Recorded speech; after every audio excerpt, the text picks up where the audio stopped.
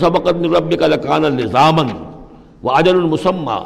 اور اگر نہ ہوتا کوئی ایک بات آپ کے رب کی طرف سے جو پہلے سے طے ہو چکی ہے تو یہ کبھی کا ان کو چمٹ چکا ہوتا اور عذاب جو ہے ان پر آ چکا ہوتا۔ ولولا کلمۃ سبقت من ربک الی اجل مسمی لکان لزاما، یہ یوں ہے ترکیب ہے اصل میں، لیکن یہ کہ جو ردم کے حوالے سے اس میں تقدیم و تاخیر کی گئی ہے۔ اگر نہ ہوتی ایک بات جو طے ہو چکی ہے آپ کے رب کی طرف سے ایک وقت معین تک کے لیے، تو کبھی کا ان کے اوپر وہ عذاب جو ہے وہ انہیں چمٹ چکا ہوتا۔ فاصبر علی ما یقولون، یہ آیات جو اب آ رہی ہیں ان کی بڑی مشابہت ہے سورہ ہجر کی آخری جو 15 آیات تھی ان کے ساتھ۔ فاصبر علی ما یقولون، تو اے نبی جو کچھ یہ کہہ رہے ہیں اس پر آپ صبر کیجئے۔ وسبح بحمد ربک قبل طلوع الشمس، اور اپنے رب کی حمد کے ساتھ اس کی تسبیح بیان کیجئے سورج کے طلوع ہونے سے قبل بھی، یہ نماز فجر کی ہو گئی۔ وقبل غروبها، اور سورج کے غروب ہونے سے پہلے، یہ عصر کی نماز ہے۔ ومن آناء اللیل فسبح، اور یہ کہ رات کے حصوں میں کچھ گھڑیوں میں رات کے اس میں بھی آپ اللہ کی تسبیح کیجئے، یہ مغرب اور عشاء ہو گئی۔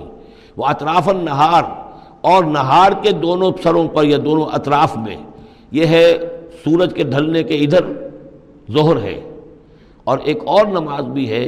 جس کو صلاۃ الضحیٰ کہتے ہیں یا جس کو چاشت کی نماز کہتے ہیں، لیکن وہ فرض نہیں ہے۔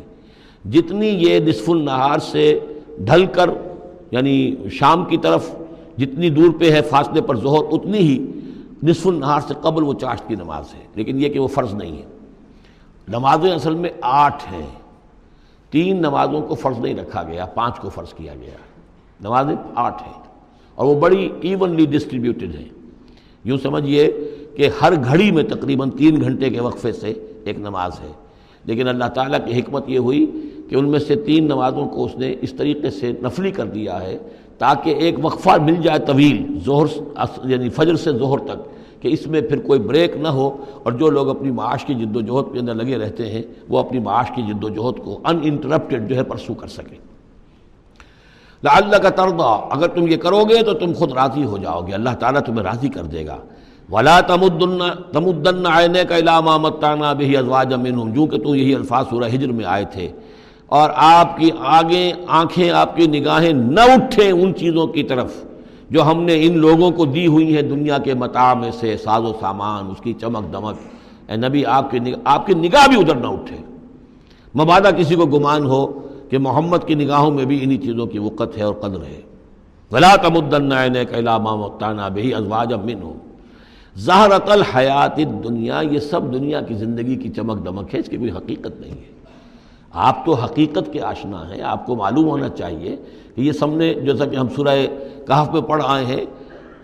جعلنا ما علی الارض زینۃ لہا لنبلوہم ایہم احسن عملا، یہ ساری چمک دمک ہم نے زمین پر اس لیے بنا دی ہے تاکہ ہم آزمائے لوگوں کو کون ہے اچھے عمل کرنے والے۔ ولا تمدن عینیک الی ما متعنا بہ ازواجا منہم زہرۃ الحیات الدنیا لنفتنہم فیہ، اور یہ تو ہم نے ان کو اس لیے دیا ہے کہ اس کو فتنے میں مبتلا کریں، آزمائیں انہیں اس میں۔ وَرِزْقُ رَبِّكَ خَيْرٌ وَأَبْقَىٰ، اور آپ کے رب کا رزق جو اللہ نے آپ کو دیا ہے وہ کہیں بہتر ہے اور باقی رہنے والا ہے۔ اور وہ رزق کون سا ہے؟ سورہ ہجر سے اب اس کا موازنہ کیجئے۔ وَلَقَدْ آتَيْنَاكَ سَبْعًا مِّنَ الْمَثَانِي وَالْقُرْآنِ الْعَظِيمِ، اے نبی ہم نے آپ کو وہ 7 آیتیں عطا کی ہیں سورہ فاتحہ کی، جو بار بار دہرانے کی ہیں، جو ایک بندہ مومن کے لیے گویا کہ وظیفہ ہے۔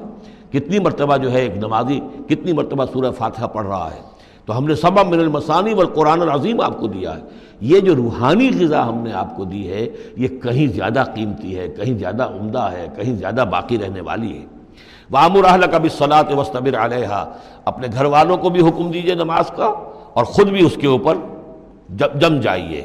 قائم رہیے۔ لا نسألک رزقا، ہم آپ سے کوئی رزق نہیں مانگ رہے، نحن نرزقک، ہم خود آپ کو رزق دیتے ہیں۔ والعاقبۃ للتقوی، اور عاقبت جو ہے اصل میں بہتر ہے انہی کے لیے کہ جو پرہیزگاری کی روش اختیار کریں۔